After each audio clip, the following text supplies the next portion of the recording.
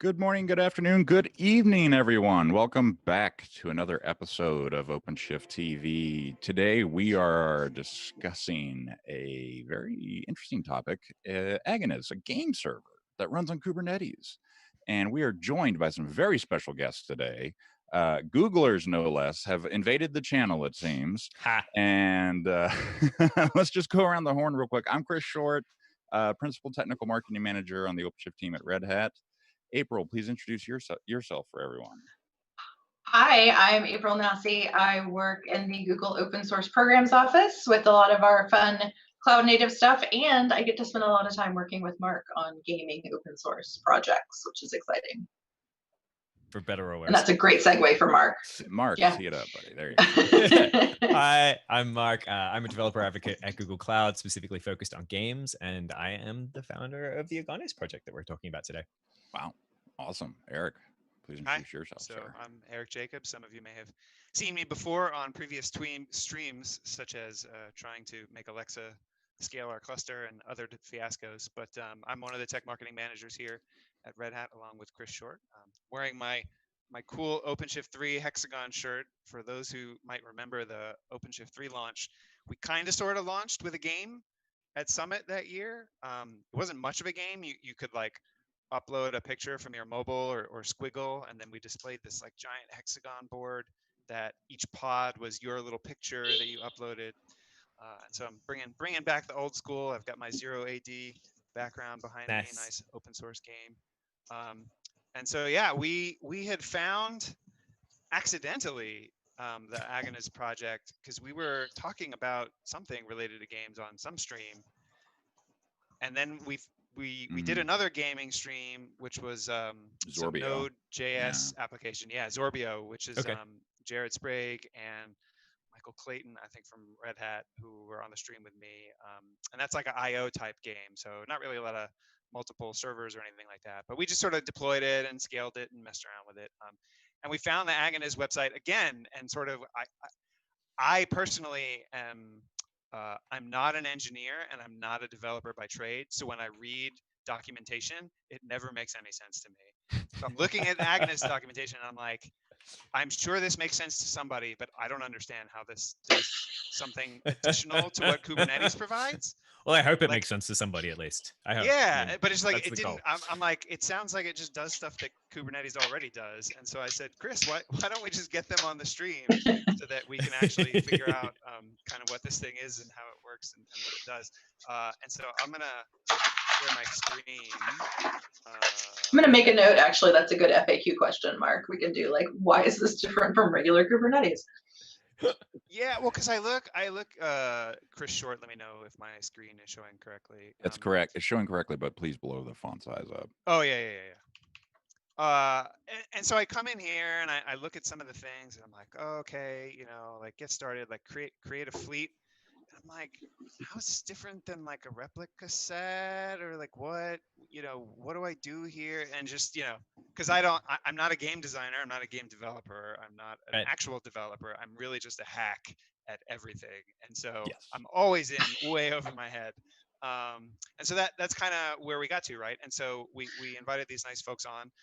They agreed to visit our little fiascos that we always do here. And so today we're going to play with Agones and try and get it deployed on OpenShift and ride that struggle bus for a bit, and then maybe actually get a game or something running. But before that, Mark, do you want to tell us a little bit about kind of where this project came from and what inspired it, those kind of things? Yeah. We're trying to decide at what sort of foundational piece to start from. So, okay, so 1986. Once upon a time. Yes, once upon a time there was nothing, and then the Big Bang happened. But let's go through that. No, so okay, so as you were talking about, like just kind of previously, you were like, okay, like why is this kind of different from like what Kubernetes does automatically, and like with stateful sets and replica sets and deployments and all that kind of stuff. So I'll actually take a step back from that, which is like we commonly refer to them as like dedicated game servers or like how do multiplayer games work. So there's a bunch of different ways you can do multiplayer games. So we can go down that rabbit hole, maybe a different time. But one pattern that is very prevalent for particularly large scale AAA games. Like, so AAA is like big game companies. Yeah. The majors that do, yeah, you know, so right. multi-million-dollar budgets, all that fun stuff. Yeah, and even some smaller ones, but like big game companies. They use what's called a dedicated game server. So what does that kind of mean? So when you and I are playing a game, right? And you move your character forward, there needs to be a way of basically being able to say, hey, that character that's running forward on your screen that you're making happen, I need to see that happen at the same time, right? We need to have some synchronicity between the two of us playing this game. And so how do we do that? So one of the ways you can do that is you run basically an authoritative simulation somewhere on the internet. And we currently refer to that as a dedicated game server, right? So you say you're running forward, it sends that information that you want to run forward up to that dedicated game server. That dedicated game server's job is then to distribute that out. And then also do potentially like, if you ran into something, what physics happened? Did you knock it over? And then send that out, right? If you're firing a weapon or maybe like firing a rocket, and does that hit something? Who gets the points? Who gets inventory? Who gets things inside that game? That's super downstream important. Effects of that action right. the player took, and how they affect the other players and the environment and all that other fun stuff. Exactly, and that's usually all happening in memory too. So there's a bunch of in-memory state. You're doing really complex physics simulation and all kinds of other fun stuff. And depending on the game, there's more or less of that. But generally speaking, like that sort of high-end game, that's what you need to do. And so that whole workload is quite different than the sort of workloads you might see in the wider tech community, right? So you're talking about web servers, right? Web servers, you fire up 10 of them, you put a load balancer in front of them. If you kill one of them, like maybe you lose a request, but like it's fine, right? Like you can add and remove them kind of at will in any order or unordered way, right? Yeah. Perfect, great. Databases on the other far end, right? Super stateful. So you'll and this is like what stateful sets is like. If you're going to add instances of a database, like you need to keep that order, and if one of them drops down, this has to come back up in exactly the same place. So you have that ordered state. Game servers, if nobody's playing on them, that's stateless. You can kill them, that's fine. As soon as people are playing on them, though, you definitely don't want to kill those ones. That's bad. People complain on Reddit and other such sundries, right? Like Twitter, Reddit, like all that kind of stuff. So the phrase I like to use is like deployments are great for unordered stateless applications. Stateful sets are great for ordered stateful applications. Agones is here because it needs to be able to do sometimes stateful unordered applications. Stateful unordered applications. Because the game servers, and we'll go deeper into that. But basically, you need to be able to take down specific game servers when at the appropriate time, because you can't shut them down when players are playing on them. And nothing else inside Kubernetes gives you that control. And there's some other stuff in there as well. And you need to be able to. Sense. I get it. You need to be able to do some different orchestration patterns.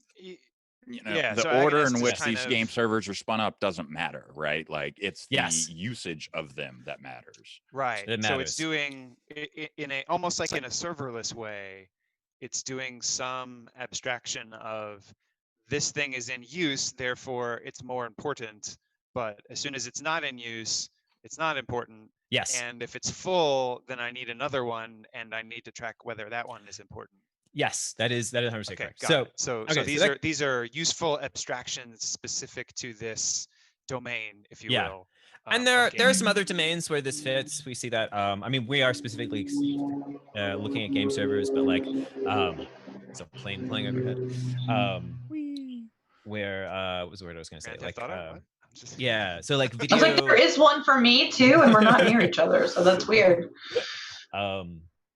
For like we've seen similar patterns in like SIP build, like video calls, stuff like that, where like people usually join. So usually what happens with the dedicated game server is everyone connects directly to that game server. So all clients connect. It's very much like a monolithic application in that way, because those clients all have to share that in-memory state that happens inside that particular game server. So that gives you some background on what that workload works on. To answer the original question, so what was the original question? Which was where did this come from, and why are we all here?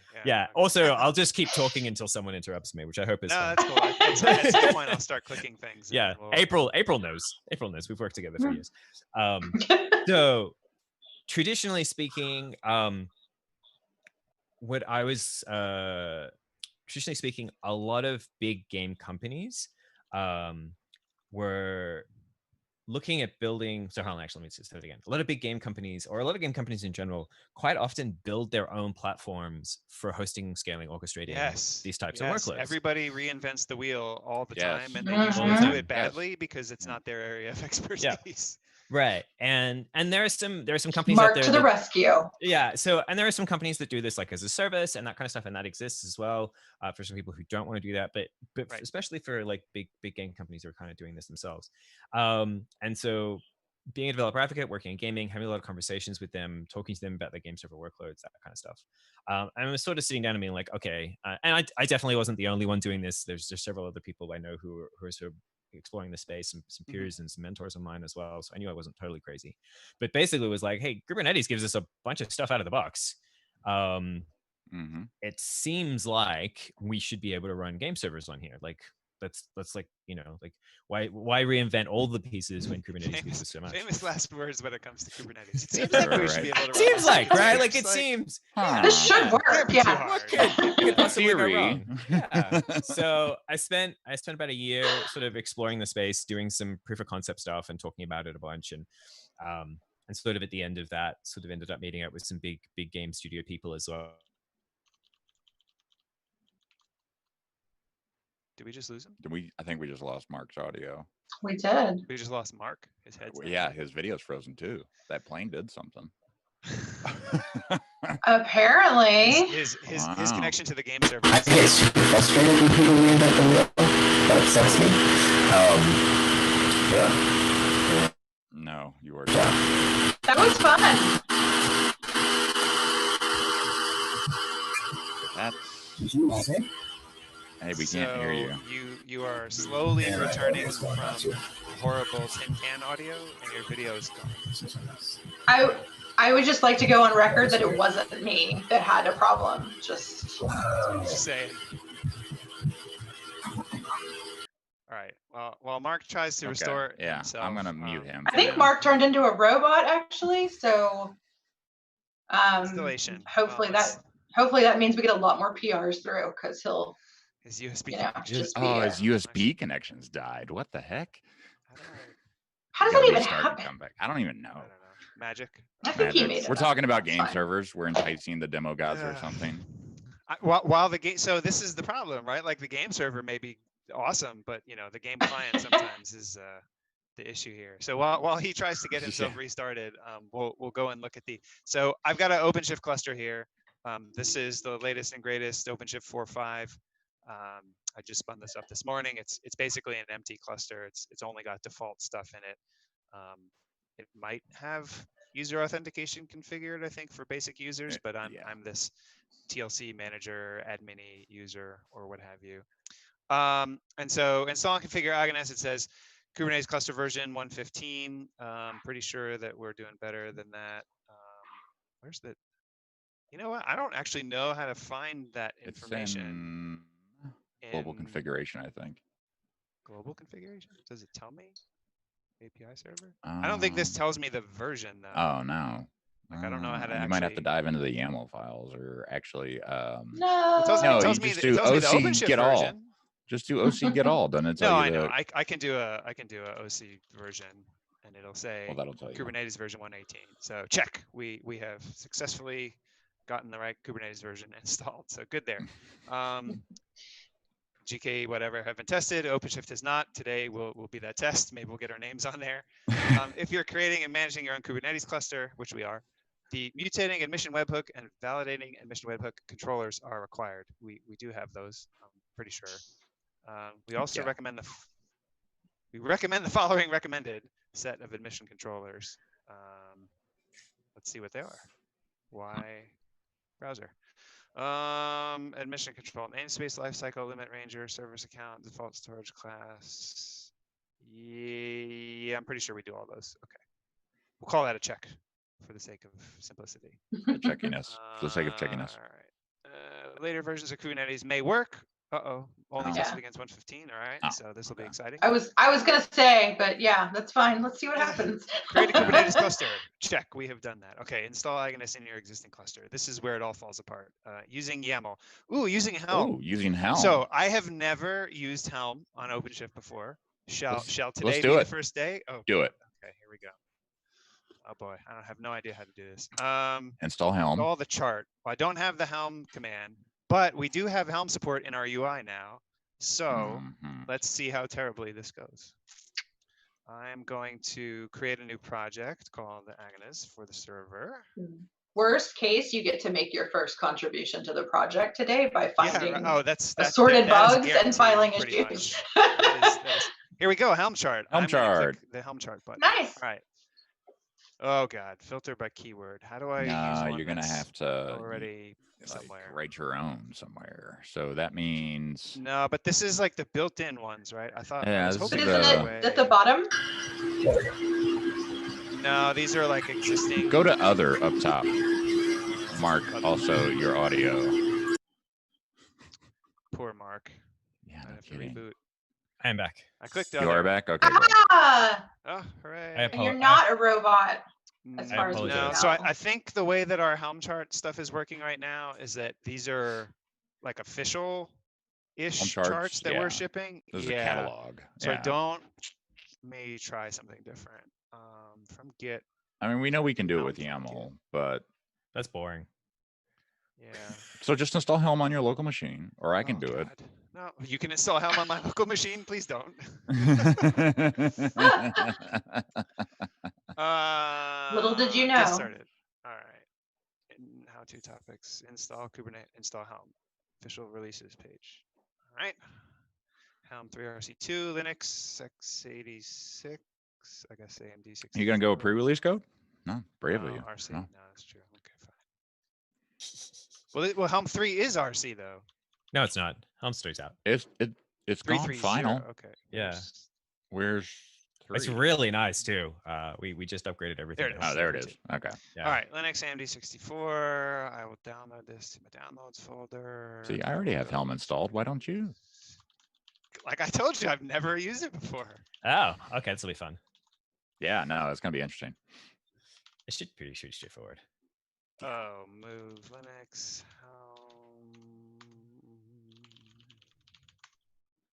So Mark, why don't you finish the birth story of a Oh, yeah, birth- Oh, birth- yeah, Yeah, yeah. yeah. While you're doing this stuff, yeah. So I've had it happen once where my USB connections on my machine just die. But anyway, that's happened here. So what was I talking about? Yes, right. Working with big game companies, lots of them looking to run game server workloads, and yeah, it upsets me when people end up reinventing the wheel a lot. I feel physically like annoyed and upset, and so I have to do something about it. And Agones was born, essentially. Is the short answer, along with the help of Wait a minute. several other people. So are you saying that you saw an injustice on the internet and you rushed to fix it? Yes. People were wrong on the internet, and I Someone needed to was wrong tell on the them. internet. Yes, must and so fix I it. fix it with code. That actually probably works much better than trying to fix it with politics, right? So, all right. So this is almost for sure going to explode because I'm guessing Agones runs as a specific user. No, it should be fine. You might want to call it something nicer than. Why don't you like my namespace? What's wrong with that? Well, I already created one called Agones. Oh, I You see. missed I that see. while you I missed were that bit. away. Okay, got it. Yeah. So, Yeah, so we're in the namespace you know what? Agones. Before I hit And- the button, let me look at our docs because I know. You just need to OC log in, and Helm should work. Is it OC Well, Helm or can something? you No, like it's just kubectl like get pods or something just to see Yeah. that everything works? Oh Okay. no, it definitely works. The question is just how do I use Helm? Oh, they tell us to get. Okay, so we're supposed to actually use Helm. Okay, cool. Yeah. Like Use I said, the Helm. I've never done it. There you before. go. Oh, do I have to repo update after I? It'll tell us if you can't find it. Actually, we can do a Helm search. Oh, I guess well, we'll find out I in a added your second. repo and I just okay. Hey, deployed. Wow. There we go. There All you right, go. sweet. All right. So I tell you what, do a check the pods in the namespace. Yeah, pods. You'll want to. Yeah, there we go. Wow. Wow. There you go. There you go. This is probably a first. If you That Well, if means it's your first time you use so Helm. the reason I say that is because almost universally people follow terrible practices when they build their container images. And Okay. so the container image, the first line is user root, and then they do everything and then they don't change anything. And so by default, one of the security features of OpenShift is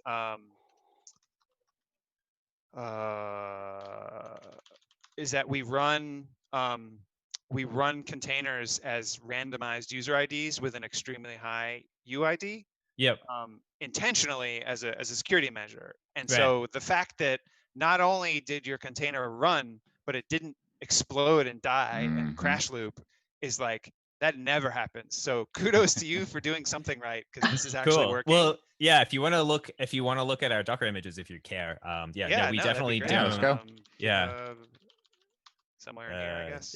Google for games, or go to agones.dev. Oh, I get it. If you go to agones.dev, then you can click the link. Yeah, just go to agones.dev.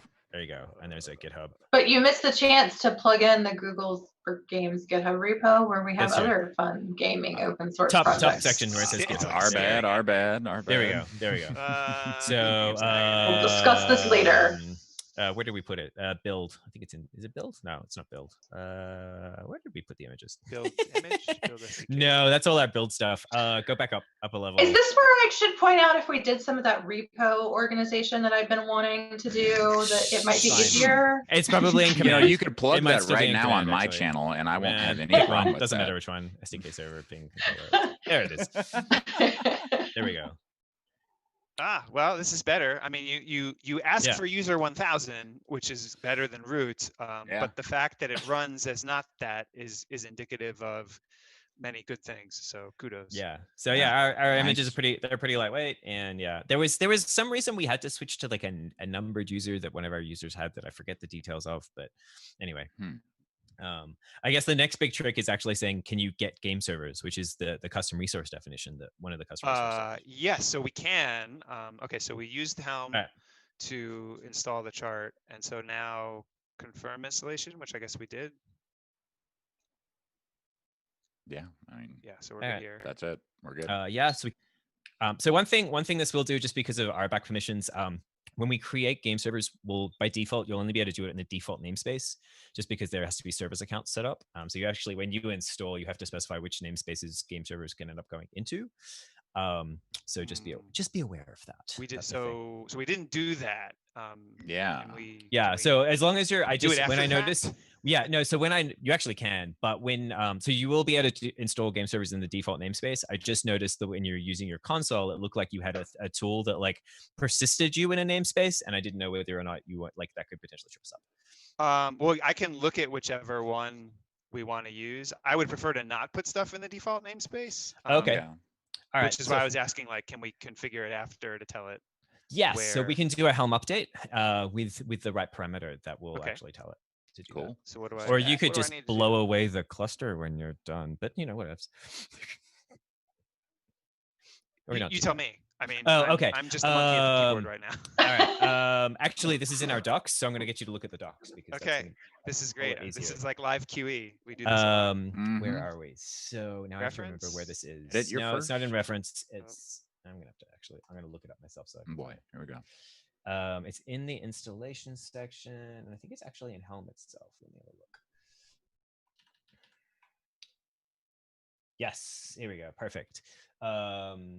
So if you go to the Helm install, the same guide you were on previously, which I thought it was in, you'll see there it says on the right-hand side under Helm 3, it says namespaces. Click that. By default, it is configured to work here. There's just below there, it says if you want to add a new namespace. Let's see if this actually works, because I don't think I've tested on Helm 3. You haven't even tested this. Okay, cool. Well, we'll use your example here. Yeah, I think we'll have to. PS4 and then Helm upgrade release. Oh, what's my release? My release is the name we use, and I think we did call it my release when we did it before. I think I just called it Agones. If you go. We did call it my release. Release, yeah. Okay. There we go. Okay.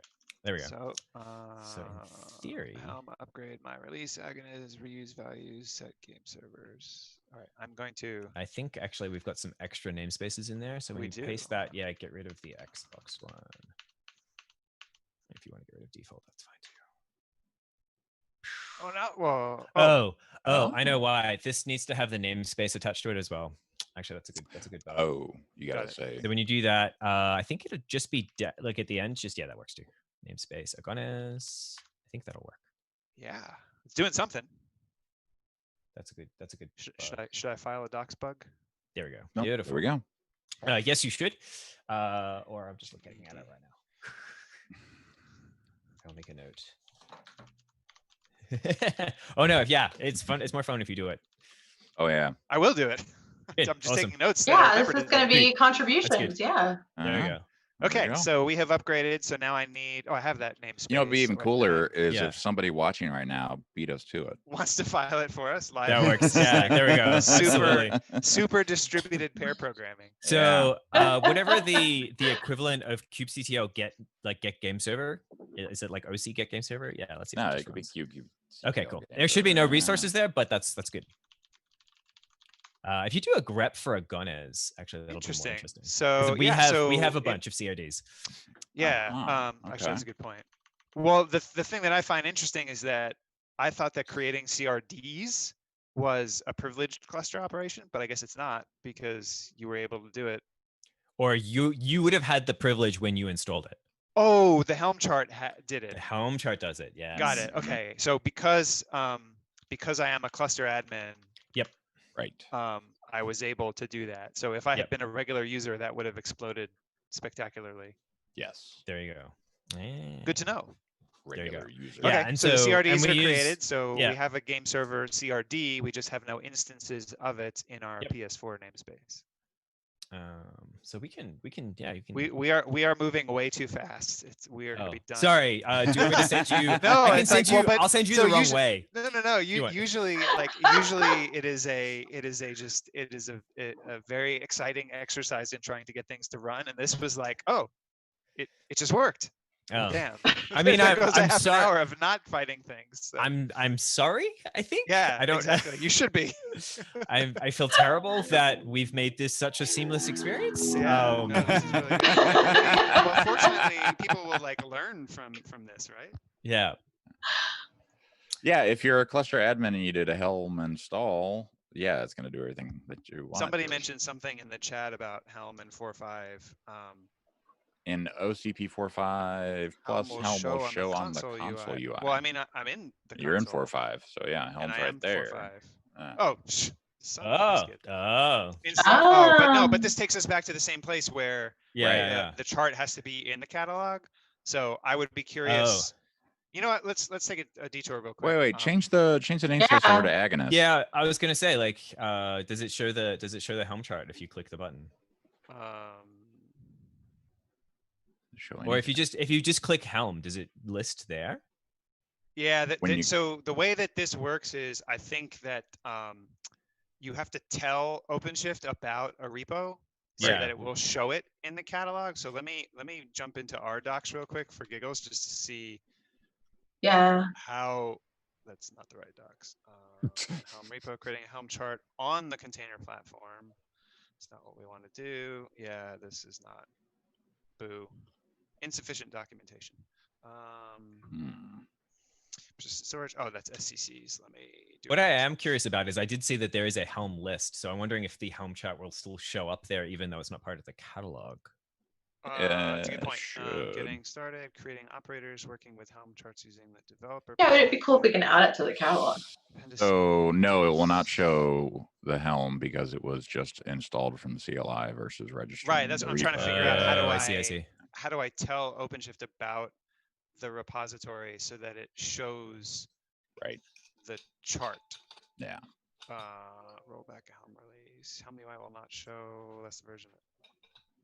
Yeah, right. Yeah. So it's new that we show Helm at all. I just don't know how to actually. Just do it like Oh, a come on, regular click it, Helm click it. I button. want to see what happens. If you go, so yeah, if you go over into developer and then you click Helm. Sorry. So if I go back to Helm here, There. we see, See, it that shows the up. chart.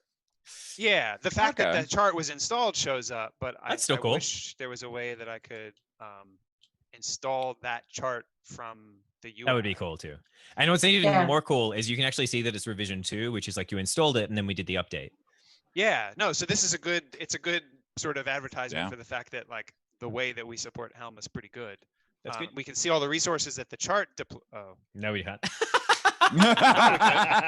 man, that was Could not That have was timed that better. almost. oh so close. Well, now I have a bug to find. YAML exception duplicated mapping key. What? What? Column Who negative knows? 123. All right. There you go. All right, Yeah. cool. So Agones breaks OpenShift stuff. Awesome. Good to know. Well, I don't know. It may I not be that you all. could be revision history. our- Here's the revision history. So Yeah. we did an upgrade, which is cool. We can roll back directly here, Hmm. which is neat. Nice. Release Mhm. notes. Hey, there's our Boom. cool release notes. Cool. All right. So we have a namespace for Agones. So we've got those components here, and then we Yep. have our PS4 project, which right now has nothing in it. And just so I'm 100% clear, a project is the same as a namespace? Yeah. So what we do with namespaces is we add a little bit of metadata Okay.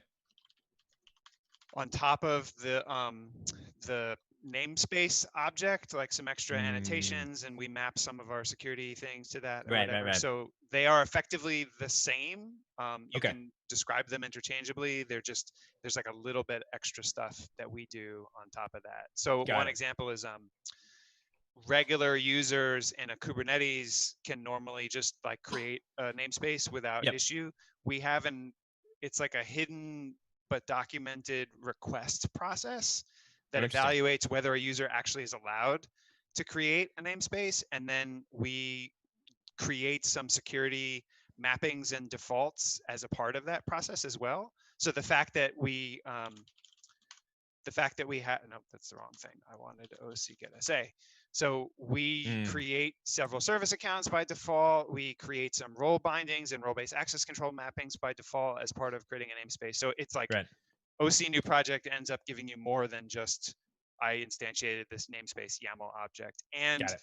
instantiating a namespace YAML object is actually a privileged cluster operation, the way that we set up Kubernetes.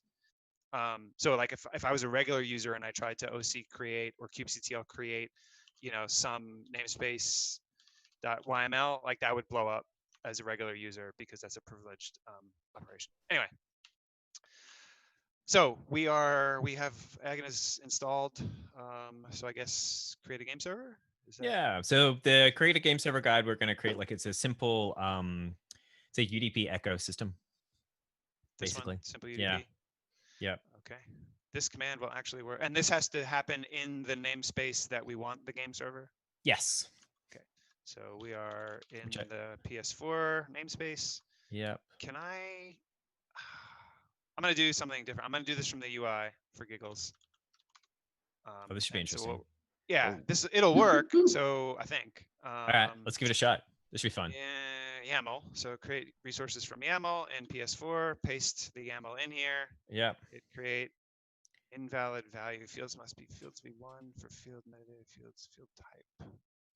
It doesn't like you. Spacing issue. Let me do this just for giggles. Yeah, get rid of that. Oh, I wonder if this is metadata managed fields. There is no. Oh, change generate name to name. Lowercase n. Yeah, and just call it simple UDP. Or not that it actually matters. We were playing with having, because Kubernetes can create it for you. Yeah, can do that. Yes, totally understood.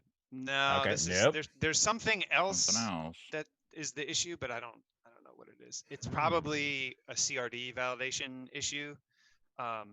Your CRD may function, but we also do a lot with the validation stuff in the CRD. Oh, I see. And so my guess is that it's something to do with if I do what is this? This is a game server, OC get CRD grep Agones, which is the actual game server. So if I do OC get CRD game servers,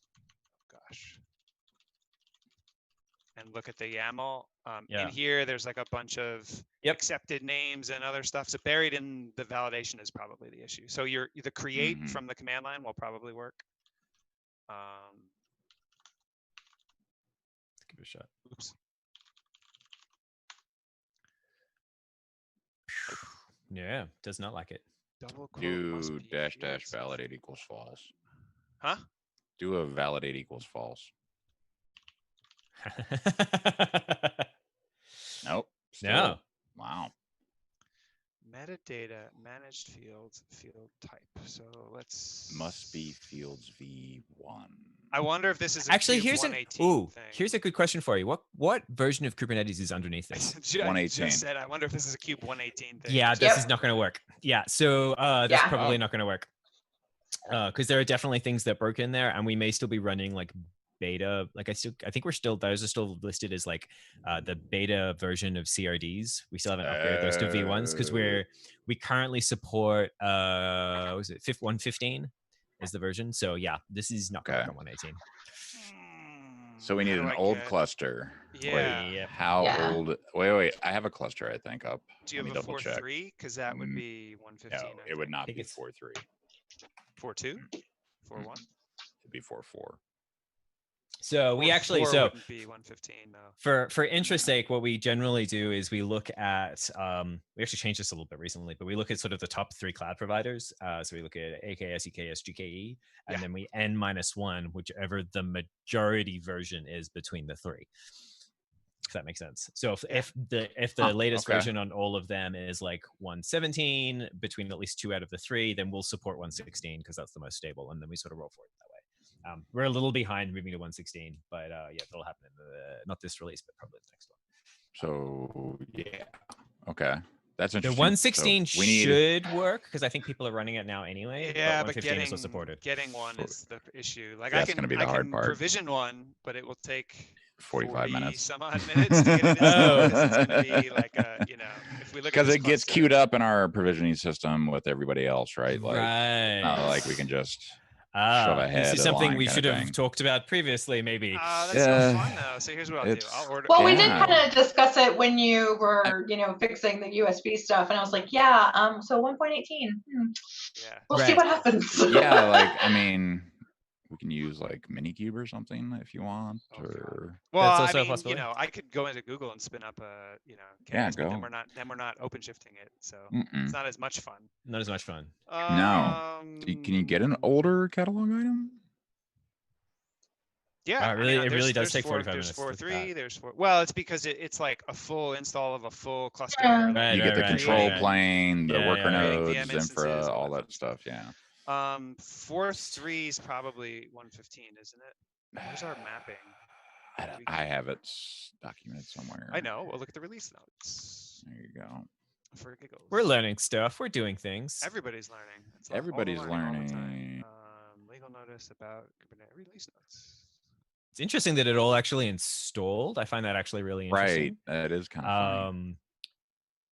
In that I think I thought like actually let me have a look now. I'm Where curious. is? 114 is 4.3.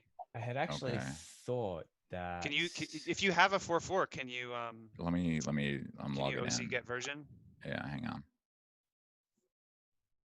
yeah, because we could try 116. I reckon it would probably work. Oh, Now so you've you got me got actually version. checking. Oh, it's off. Shit. They shut it off. If on anyone's me. interested in helping us get Agones ready to run on the later Well, versions of I think Kubernetes. that's what today may turn into. It may Yeah. So I'm actually CRTs. why it's kind of interesting because like our CRTs are still like V1 beta 1 as like the API version. So And it's 4 quite interesting that they 4.4 installed. is 117. 4.3. Okay, I have a And I thought that it 4.4. actually I'm been starting it now. removed by the time we hit 118. Eric, I have a 4.4 cluster. I'm just Okay. spinning it back up. So 4.3 is 116. Well, I don't have a 4.3 cluster. Yeah. So I will order a 4.3. We'll take what we can get at this point. and see Yeah, what happens. yeah. Well, send me Yeah, I'll get send it me a over to you. login. Hang on. I did exit Slack, I think, so it's not gonna show up. Where do you want me to send it? I don't. Just chat it to me somehow. Okay. Just say it publicly. What could possibly go wrong? What could possibly go wrong other than him mistyping it? I am April. I am seeing that you sent me a message saying that my audio is still bad. I assume it's better now. It is fine. it's fine Yeah. now. Okay. Yeah. Cool. I switched back to my mic. All right. So If If it was really bad, I would have Google's- texted you. That's all right. Good. Just making sure. All right. Did you open Slack or not? I mean, I have it on my phone, so unless it's like a horrific password. It's the regular one. So you just need the URL. Oh yeah, is it like the OpenShifty regular one you mean? Yeah. Okay. The super secret red hatty one. Yeah. The one that if it got shared on stream that everyone would know and then everyone would be able to access all your clusters. If you've ever Yeah. taken any lab or training or Yeah. anything at Red Hat ever. Exactly. you've seen it before. Yeah. I sent you a Okay. Slack message, Eric. Yeah, I got it. Host C login. Do the same thing. Oh, that's impressive that you can type that out. Eric is a pro. I was going to say, clearly you have done this many times before. Well, these URLs, like I know what they look like. Like they're so Is it they're Is standardized. it admin or OpenTLC manager? OpenTLC manager. Sorry. But this is 4.4, so Helm may So be OC different. get This is fun. OC, no Helm is supported. I thought. Yeah, Helm would be fine. We'll figure it out. It'll It be is- fine. It is or it isn't. Oh, let me order this 4.3. fine. Number of users 5. Why is this so big? Ugh, what a pain in the butt. OC get Whatever, it's version. fine. OC, it's not OC get version. All What right, is so it? that's going in the background. Now we go We'll see what back and happens. install Agones again. Good thing it's so Installation. easy to install. Yes. Yeah. Right. Yeah. Should we could also try the YAML version. If you want, it's going to be harder to remove is the only thing. I mean, not really. It's Well, all we're the just same gonna blow namespace. up the cluster at the end anyway. So. Oh, there you go. Install my release. You know what you'll want to do is tack on the Yeah. Right. that let's just Yes. grab that from below. There we go. This one? Set. Yeah, that bit. And you don't want default. You want Xbox. Although we'll need to create that Xbox or yeah, whatever you want to call it. Yeah. we'll just I make it don't Twitch. think that namespace exists. Yes. Oh, it's does it gonna- have to exist first? Yeah. Oh. Okay. Fine. Be that way. What? What? Oh, Cannot so reuse do a a namespace that is- yeah, do it. No. Do a Helm. Just go Helm LS. Helm LS. There we go. You can Helm delete that. Yeah, just get rid of it. Yeah. My release. Let's do it over again. That's what it's complaining about. Yeah. Because then you can do it. It'll just need to be an upgrade, and this is just easier. Yeah. Right. That's Yeah. all good. This There is we fun and interesting. Now we do it again. Try again. That should work. Okay, now we want to use the Twitch namespace, not the. All right. Yeah. Okay. Okay. Okay. And which getting Kubernetes started. version was this again? OC version. 117. 117. 117. All right, we'll see what happens. I'm very curious. It's getting better. This is We're getting I'm closer. not dead yet. technically this getting is better. not a supported version. We don't run any of our end-to-end tests on any of this stuff. So No, it's cool. We're this is gonna turn into like trying to get it to work on 118 soon enough. Yeah. but see how we go. Crossing fingers. Project Twitch. Hey! All right. All It did not right. explode. All right. All right. OC Okay. now dash A. Grab. Actually, I was gonna say just do a get game servers. Let's see what we got. Unhealthy. Okay, that's not good. Well, it's better than nothing. They're at least It is. there. Yeah. Log in here. Something happened, but something failed. We will find out. hmm This is the fun of the live troubleshooting hour. Yeah. TLC Yeah. manager. People learn things when we I bet it- upgrade things to new cluster versions. Okay, so we are gonna go to the developer view. We are gonna look at the the Twitch project. We're gonna look at topology. Oh, it didn't deploy anything. Oh, So there's just a CRD in there. Okay, so Yeah, nothing. Lots of secrets. Hmm. Okay. so if you want to describe that game server for me. Yeah, you can just expect it'll Unable to validate against pod simple SCC. UFTP is your PIN unable Host to port. validate. Oh, it against- wants to use host port. That's why. Absolutely, yes, because we want to make correct functions. Okay, so hmm. oh, because it's all UDP. Yeah, it's fine. I can fix Yeah. this. Give me a second. About how to fix it. But I'm actually really happy with the error message that came out of that. That's actually really good. It's useful. It's very useful. Yeah. Yeah. Okay, so how do I allow host port in restricted? Hang on. Allow host ports. There you go. This is gonna wow. So Do you need to well, no. So here's the thing, right? This will work just fine in terms of there will be a host port exposed, but nobody in the outside world can get to it because the way that we install everything, like the nodes aren't even attached to the outside world. They have no public IP addresses. Like, right so anything that wants to talk to that host port would have to be in the cluster network of the Mhm. cluster. Well, it's fixable, but only in the sense that, like, Chris, I don't think you probably have the cloud provider credentials for this No. cluster. Yeah, because we did it through our demo system. There we go. Mhm. Okay, well, anyway, let's why don't we say like one problem at a time? Yeah. Yeah. So So- I just edited that SEC and set that to Okay. true, so that's good. So I guess just delete the game yeah, server. and- delete the game server. Let's try again.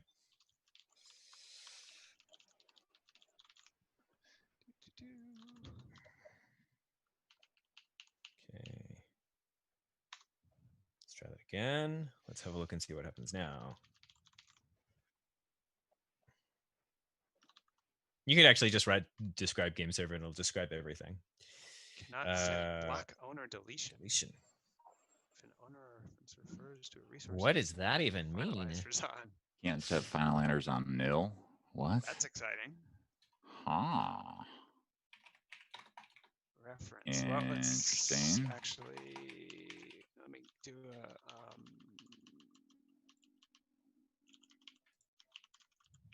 There we go. I'm finding other issues on the internet that may. So Okay, yeah. the Agones.dev finalizer may be what it's complaining about. It would. Yes. Spec container. Yeah, there's the host port that it wants for the SDK server. Okay, so let's see, get finalizer. Doesn't have a resource type finalizer. Where does this Agones dev finalizer come from? We create it. Yeah, how do I look at it? It comes from the controller. Yeah, so there's a mutating webhook that adds it. If I remember correctly. So is it like a where's the resource that defines the I have to look up finalizer, I guess is the question. Because my guess is that in the finalizer, there's some block owner deletion thing. This is probably like, again, like weirdo, low level. Oh yeah. Permission Definitely. stuff. Yeah. Let me remember where this comes from real quick, and I'm pretty sure I know. So Do you? I mean, do you need the finalizer? I'm assuming. Yeah. So. Well, I mean, like we don't need it in terms of like to get something up and running for this. But what was I going to say? But it is like kind of important for like ongoing management. Yes. Yes. Obviously. That being said, like so it's so when you look at Agones as like a system, you got the CRDs and you got the controller. So it's the controller that's adding that finalizer. So yeah, no, it makes sense. But I guess my point is like to remove the control, like if you remove the finalizer from the controller, it will not self. But actually, that's weird. So hold on. Here's a weird question because it's not a finalizer on the. This is the finalizer on the game server, but this is complaining about a finalizer on the pod. Correct. Right? So the game server controller has reported an error saying, saying okay, this pod is Pod. forbidden, so I Forbidden. can't create it. The reason that I got for the forbiddenness of this pod is can't set block owner deletion if an owner reference refers to a resource you can't set finalizers on. So oh, because I the think pod's this owned by the is- game server, and so it's looking at the game server and being like, hey, you have a finalizer or something. maybe. So I'm guessing that the game server controller is not allowed to set the finalizer because if an owner reference refers to a resource, who is the owner reference? So the Yeah. only thing I found, which is weird, and I don't know where I'm going to paste this. I don't have Slack open. Yeah, Slack. Paste it in the Zoom chat. I guess I can see that the works. Slack. No, I said don't use Zoom chat. That's right. you did. I can open Slack. I specifically said. I can follow instructions. I have to remember the instructions, but I I'll can. open Slack. No, because now Slack is or Zoom is doing this weird thing now where if you send a message, it does this like bubble thing. Oh, you and have to it like pops approve the up. fact that somebody sent a message. Well, no, not necessarily, but like it pops up the whole UI on the screen, and it's like I don't want that. Like no, thank you. It's really weird. So behavior there was for this that. issue from what looks like what was this? Somebody's spot at home Redis operator Oh. having what looks like a very similar issue on OpenShift 3.9. Actually, this is back in 2018. Oh, interesting. Oh Wow. Apparently, you need to add the Redis failover / finalizers in the storage in some sort of API group. Oh, got it. This is interesting. This is a issue opened against the Redis operator. Huh. Yeah, and there is a PR that closes it out. Interesting. So it's like there's an RBAC permission that's specific Add the for finalizer in this, maybe this API OpenShift? group. So Thanks for OpenShift 161.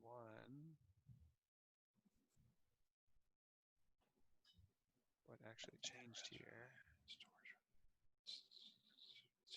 Oh, got it. Okay, that was a fix for in the RBAC of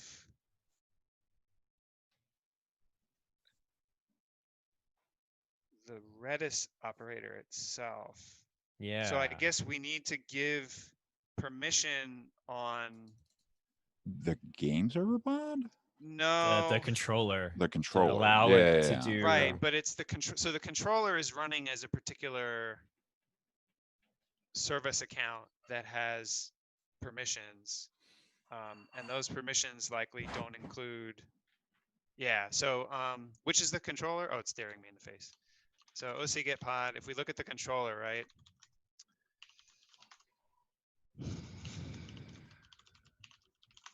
In the Agones system, what we will see is probably no specific definition for the service account that it's running. Oh, it's running as No, it has a account, service. Agones system. Absolutely runs a Okay. service account. Yeah, Yeah, yeah, because we do a bunch of CRD stuff and Because you're pod actually access smart. and stuff. OC project. Yeah. Also, like You I'm not like going to tell actually people to understand create Kubernetes. clusters without RBAC enabled. That's just asking for trouble.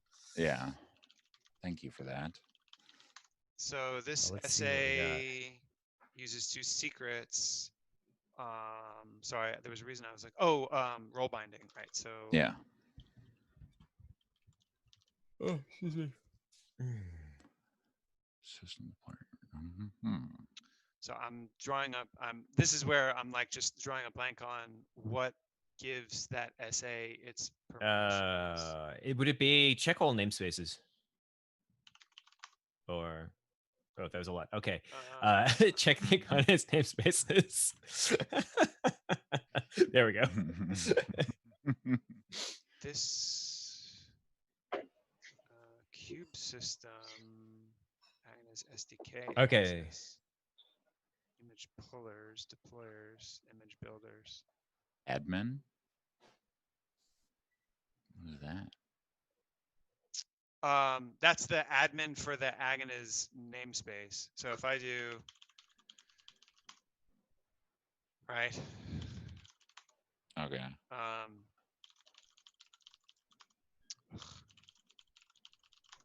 So interesting thing here, right?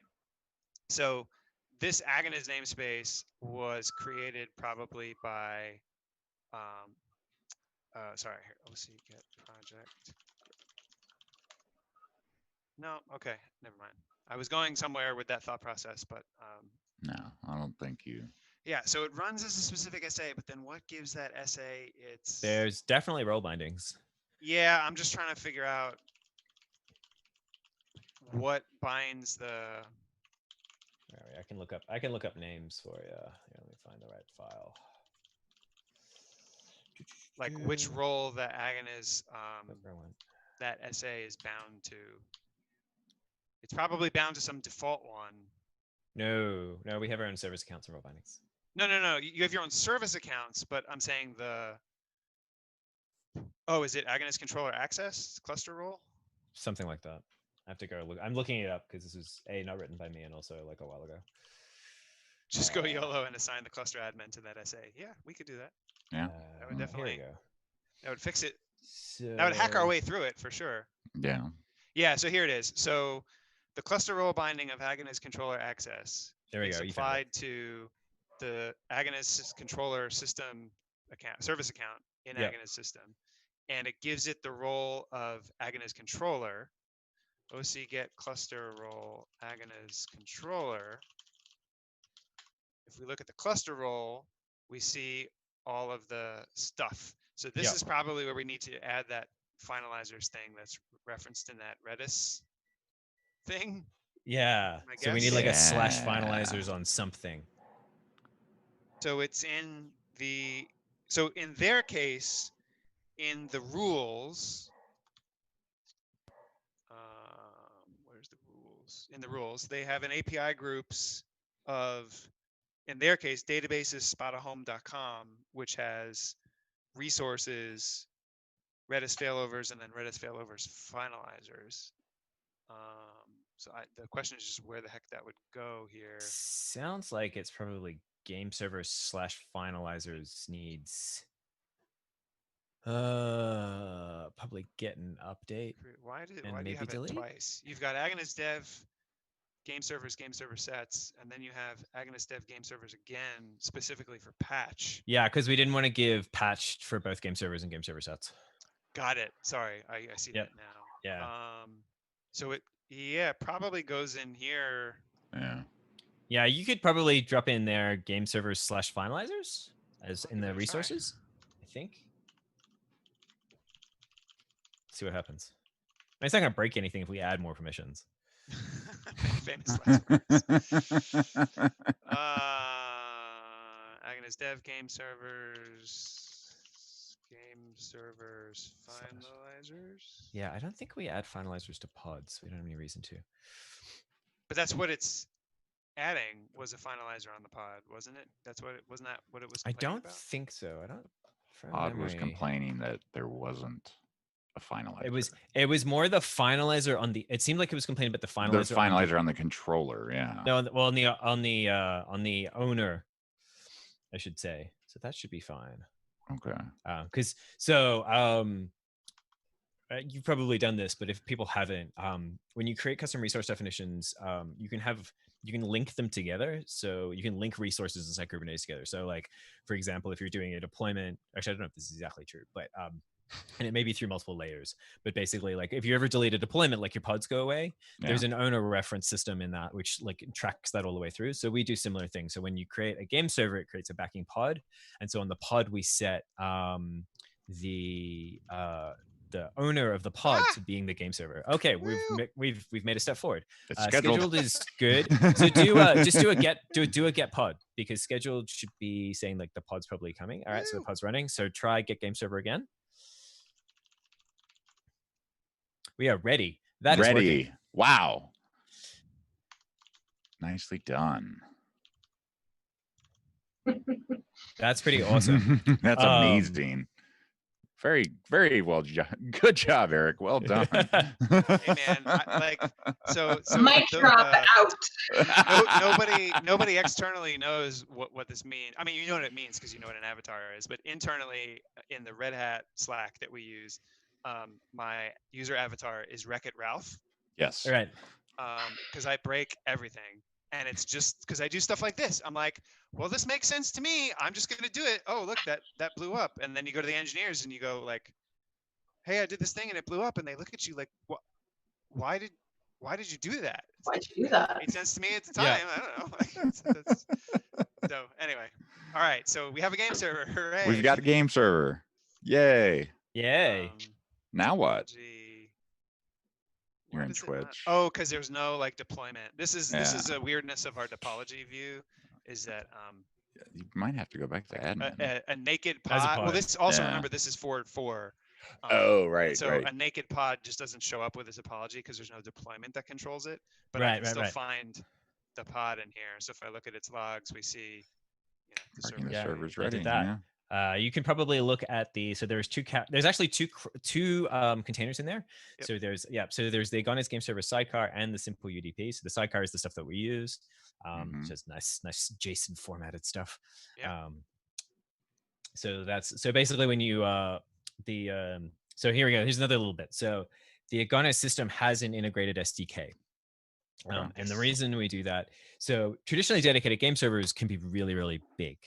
You'll notice where it says it was ready. So like 3 gig, not unreasonable. 4 is not unreasonable. Yeah.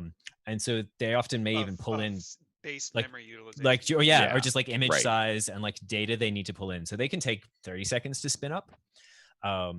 So quite often what you actually do, and we can step into that as we go through the quick step, is like you want to run like a warm fleet of them. You want to run like a group of them. Let's just we call them fleets. And so we use this inbuilt status of whether something's ready or allocated or unhealthy, which you'll see previously, to be able to say, oh yeah, I've loaded everything I need to load. I'm ready to go. I can be given to a player to play on. So that is that part of that integrated SDK to say, when the game server has done the bits it needs to do to be able to actually send the message that I'm actually ready to go. That's cool. So we run this sidecar. It's just a small gRPC process that it just connects to on localhost, and then you can kind of just connect to it. And there's a variety of stuff the SDK does, but that's one of the things it does with basically. Saying, Yeah, hey, I'm and ready. you're asking the sidecar for the health status with. So we liveness proxy. We actually oh man, I'd actually even forgotten about this. So we use a health proxy pattern because we do our own health checking as well. Right. Because what we want to happen on health failure differs depending on whether your player is on it. So if you don't have players on it, having a game server sidecar or a game server process restart, totally fine, right? Like that's no big deal. If you have players on it and your process restarts, suddenly your game server state's all gone weird and you don't know what's happening. And like if you don't have some sort of authentication system, all kinds of stuff, like weird stuff happens. So it's much better if it just goes away entirely. So we sort of manage that difference in lifecycle for you. Also, you can't do per container restart policies, which is kind of annoying. So we have to manage the whole that sort of pod. stuff It's too. either the whole pod or nothing. Yeah. So, because like if the sidecar goes down at any point in time, definitely restart that. That's important because like, I mean, we built it so it doesn't, of course, but things happen. Yeah. But if the game server process or any one of those other processes fail, then that's something we actually need to manage in a different way. Excuse me, I should drink some water. So we proxy that was actually a really interesting experiment. I wasn't sure that was going to work. I was like, does Kubernetes force you to put the health check on the container that it expects? And it's like, no, you can send it anywhere. I'm like, no. Cool. Yeah. Oh yeah. Okay. So you've got the game liveness server probe, health yeah. C, and then you have the Sidecar. the sidecar health C. Yeah. Got it. Cool. Yeah. So we serve both out of that sidecar, so we can do some neat stuff. And maybe I wasn't paying sufficient attention. So you have liveness probes, but no readiness probe? I think, why did we do that? For memory, I don't think readiness mattered for if it's singular UDP pods. How would you check readiness other than and it's using HTTP to hit the endpoint. Also, like what happens if a readiness pod is probe- not ready? Yeah, so the way that works is that, and it may not matter for the way that you're doing things, and we'll find out right now. Yeah. So there's no service that's Mm. associated Right, with exactly. the pod that gets deployed. So a readiness probe provides no value because what readiness does from a service perspective is that determines whether you're a listed endpoint in the service. Right. So if I had a service and a pod's not ready and it Yeah. matches that pod by selector, Mhm. it gets pulled from the endpoint list. And as soon as it becomes ready again, it gets put back in the endpoint list. Yeah. But because we have no services, there's no point in a readiness probe. It doesn't, there's no point. So makes sense. Cool. All right. All right. Now so we what? can't. So it would be lovely if we could like send it a message, but it doesn't look like we can. I can send it a message within the cluster. Yeah. All right, From we can do that. within. Yeah. If you can run NC, if you can run netcat from inside the cluster, which you in theory shouldn't be able to do. Run a container. Yeah. Yeah, if you can run it. There's a NetTools container somewhere, or netcat container or something. Yeah, there's something like that. That's a thing. It's a thing. Langdon would know. Where's Langdon? We need him. Damn it. Right. Why is our whole team not on here? Right. Support tools container. Let's see. This works. Running privilege containers. Yeah. Tools. So Agones actually will grab the IP address from the node. By default, it uses the public address, but if it can't find it, it'll drop back to the private one. The actual impetus for that in the first place was actually because Minikube doesn't show its public IP, which is actually kind of irritating. But we're like, okay, we have to default to something. But it actually comes in handy because there are instances where you may want to run this internally. Maybe you run some sort of proxy pass-through or something else that sends the data through. So it actually works out just fine. Yeah, if you're using some kind of like caching service or something where you're splitting traffic, like some data goes this way, some data just comes from the CDN kind of thing. Yeah. Okay, that makes total sense. How you doing over there, April? I haven't said hi to you in a while. Yeah, sorry, April. How's it going? That's awesome still. I am, listening along, and I have to say it's kind of, soothing. I actually had a shout out to Teresa on my team who pinged on chat, and she was like, I don't know what they're talking about right now, but I like their voices. They're very calming and nice. So kudos to y'all. Okay, fair enough. All right. Calming? You're calming, Eric. Yes. In a single instance. So there's a way like I can run an image directly in the namespace. Yeah. Okay. Yeah. So OC run tools. This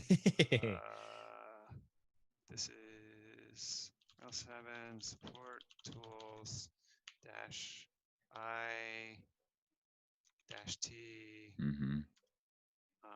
But I need to run it as privileged. So -- privileged. Maybe that should work. I believe in you. Maybe. I don't know. Try it. Service account. That's like the theme of all of this. Just try it. This whole show is just figuring stuff out. Yeah, so just try it. Image not set. Image not set. Oh. That's fine. Okay. It's deprecated. So wait. Right now I love it. I love those messages where they're like deprecated, and you're like, what you're telling me is it works fine now, and I don't have to worry about it until it breaks.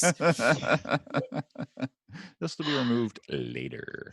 Okay. No NC. Can you DNF, yum, anything? Netcat. Need to be root. Okay. Here we go. Yeah, that was my fear. There's got to be a netcat container for just in general. So we're gonna pull a random container off the internet, or I could build one real quick. Please don't. I mean, we could build one real quick. Random. Yeah, let's build one. No, that's not. I mean, we could build a random one, but that's not like a great practice that we want to encourage. Well, it said there was another one that was bigger. Oh, there was? Okay. Yeah, it says the support tools one was smaller, I think was the thing. How is it different from the support tools container reduces the size? Okay. What does it say? Oh, TCP dump and strace. Those are useful. Right? I want that. Rel tools. Okay, we'll try this with rel tools.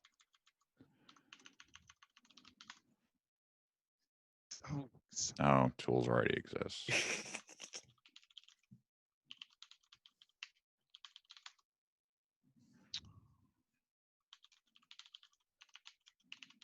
Oh, Mark, we probably should have told the rest of the gaming open source team that we were doing this.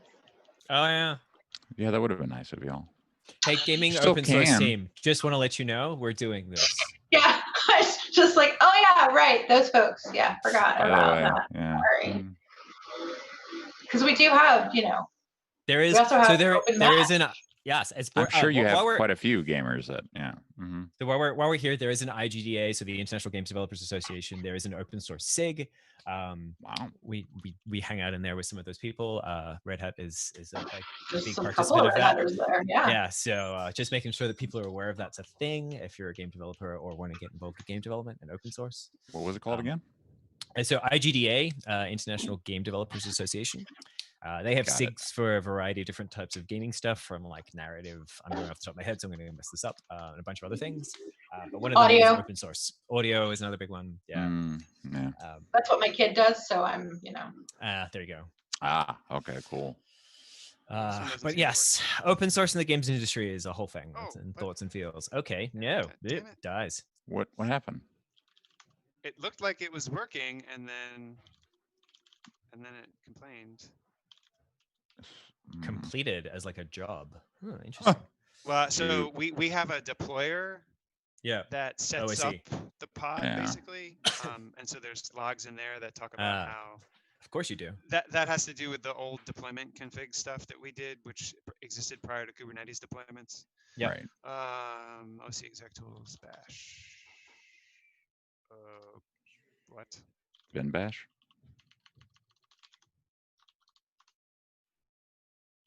Okay. Oh, excellent. All right. Something happened. Well, NC exists and told me to do something. So OC describe pod this, and so I want its IP address. Oh, no, you don't. I'll give you a better way of doing that. Okay. So let's see Oh. if we can do it through. So the IP address that actually, so here's an interesting thing. So if you go just do a get of the game server so you can see the IP import. So Oh, I forgot Just that for- it shows that. it shows that. So that Okay. IP is actually the node IP because that's where the traffic would go. It's not the Right. pod IP, which would be different. Makes sense. Right. So we just do some of the work to go look that up for you. So And then I'm not a netcat user, so what do I do? and so NC-U is what you will want. And then it'll be that IP, and then let's grab the port. No, you want a space for memory. This is also in the. Yeah, netcat. Yeah. That I'm pretty sure is. I should actually check my own documentation just to make sure that I did that. Nothing. Right. I'm pretty sure it looks right to me. So hit enter. Now type some words Oh. and hit enter. Oh, Hit, type like, some test. words. There you go. That did not work. So Okay. it should echo that back. Try with Can a you colon. can you ping that domain? Is that possible? Ping that IP address. Domain or Ping, Ping sorry, the IP. Ping that ping IP. So let's see Yeah. if we have connectivity. Just ping ping. It worked. So worked. that worked. Try. Hmm. Oh, Here's a thought. Because this is something we have not done.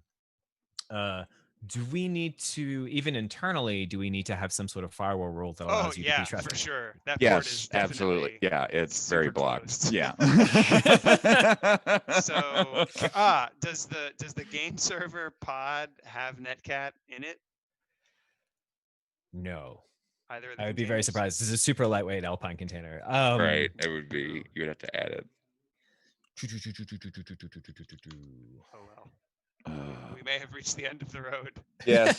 There's other stuff we can do. All right. So so let's say we can't do some of the connectivity stuff, but we can actually do fleets and we can do allocations and we can look at those if you want as well. Well, Oh, yeah, that'd be okay. interesting to see. if I'm we actually put- quite curious whether allocations work because they're not actually traditional CRDs. We use an Yeah, API I would also extension. be curious to but see that's a if whole you could thing. put the game server pod behind a service, or because we don't expose UDP with Yeah. our router today. No. That's a whole thing. So here's the Anyway. so in theory you could put services in front of these. I mean, there's some latency hit there, which is probably not ideal. There's that as well. Well, but then I could netcat the service. yes, at least then you could test it. You could test. Probably. Yeah, in a production scenario, spinning up and down thousands of services is probably less than ideal. Oh, for sure. Yeah, it just depends on many things. So Yeah. question though, is the pod listening on its IP at all or no? It should accept connections from anywhere. Okay, so we can try. Oh, the so we can netcat to dive the into that IP pod. Yeah. Yeah. for giggles, just to see. You could actually try pinging, like doing an NC-U to that IP instead, on the same port. Actually, which port would it be? Yeah, that's what I meant. There was Yeah. another port listing that Eric had. Actually, yeah. So it'll be port. The gRPC. Nope, it's the nope. 7654. That looks 7654. I think is the one that gets dynamically created. well, Okay. 7591 is the Is- game server. Oh, listed okay. So it port. could, yeah. But according to the oh yeah, so the host port is 7591, but the Okay. regular port is 7654. There you You go. just randomly choose that. So which one? Which one? Which do I want? is a post? It would be the host port, right? I think that's right. Let's try it and see what happens. Yeah. I mean, otherwise it's No, 70. Yeah. Okay. connection that- refused. that's Okay, so that wasn't it. 7591. Ah, Okay. Hey, there we go. the game server. It works. That's This something. is exactly what I was expecting this show to go like from the very beginning.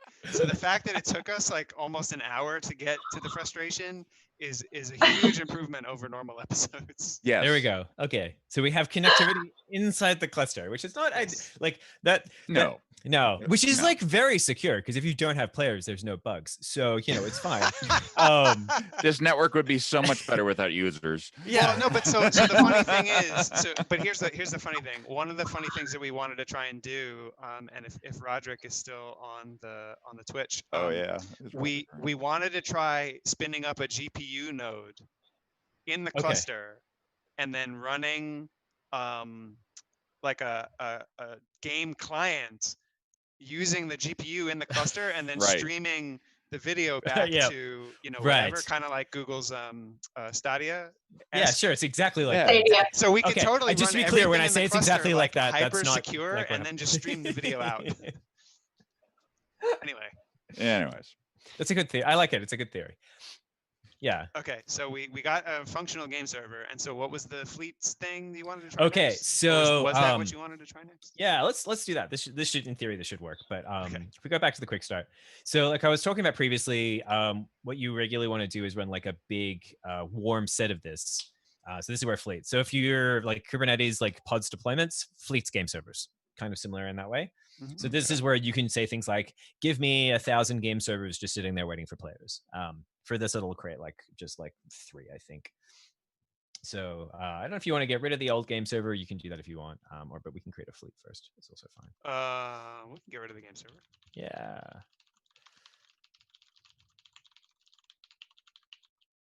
You should be able to get tab completion. I don't know if OC does that. kubectl does. It does normally. It does. Okay. You have to Yeah. run a command. I think That's it's like autocomplete or something.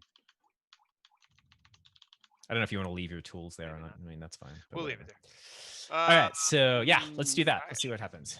Well, All right. So didn't now explode. didn't explode. If you want to get fleet, that works. Sweet. That's not looking okay. So this is where I see 2 of them. In the state. So only we want 2. Let's here we go. That doesn't look good. Get what was I gonna say? Get game servers. So let's have a look at what's happening with the game servers.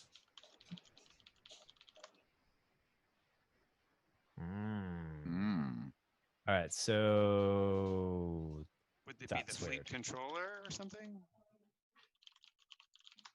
But what's responsible for fleets? Yeah, so the Agones controller, maybe we have to look at some logs on that and see what's going on there.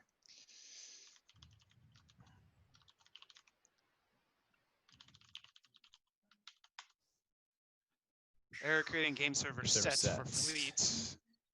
Yeah. Deletion. So we need to add that to. Oh, okay, so hold on. Okay, I know, here we go. I know how to fix this. Yes.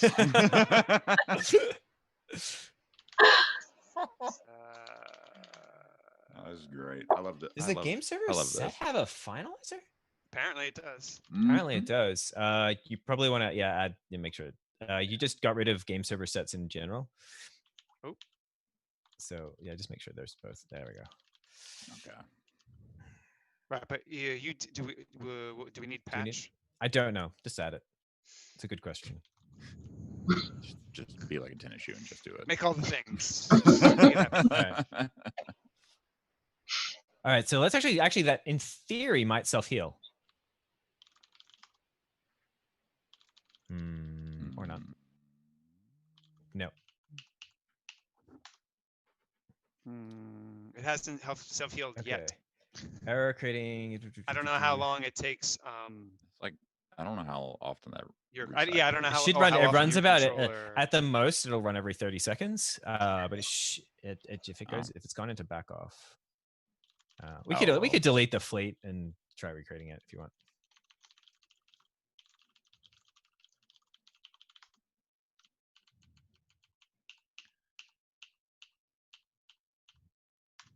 Let's see what happens. That doesn't look good either. Probably the same. Probably the same. Cannot set block on a deletion. On what though? Fleet game server sets Agones dev. UDP is forbidden. Cannot. Yeah. That I would have expected that to have fixed it. So here's. Let me actually have a look. I'm trying to work out.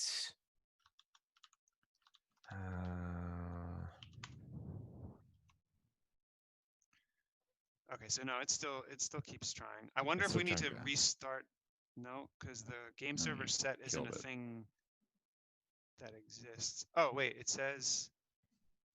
So we have layers. Like if you've actually looked at Kubernetes, like you have like deployment, which creates replica sets, which creates pods. So we have fleets that create game server sets, which create game servers, which create pods.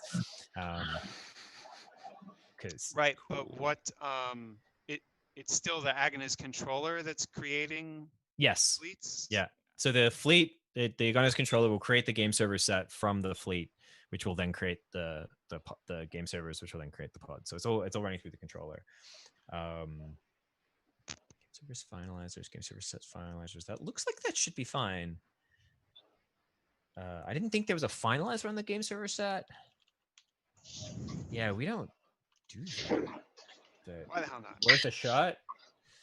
Maybe you should. Hey, that worked. Really? Yeah. Ta-da! I don't understand, but okay.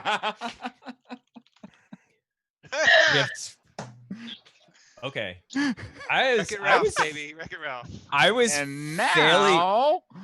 I was fairly sure. Actually, do me a favor. Can you describe the fleet and let's have a look at the finalizers? So let's have a look at what the finalizers are, because I didn't think there were any. The finalizer's not in the description. Let me get the YAML for it. I'll get the YAML. Yeah, okay.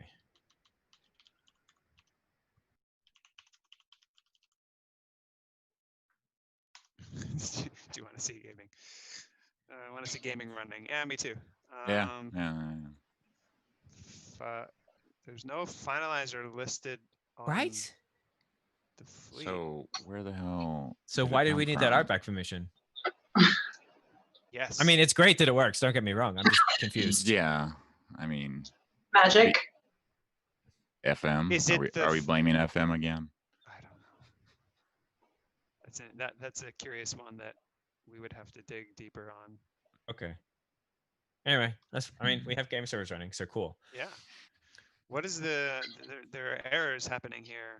Game server containers not running. Oh, that was probably before it finally became ready. Yeah, and there's some stuff that'll happen just because whatchamacallit, Kubernetes controllers, like some things fail and so like it comes back around again and tries again and then it's like, oh cool, now it's fine, right? Like so you get some of that stuff. Typical controller stuff. So if people are listening, like controllers run in a loop and they'll basically try and resolve everything to a desired state, and sometimes you can't get to that desired state, so then it backs off and retries.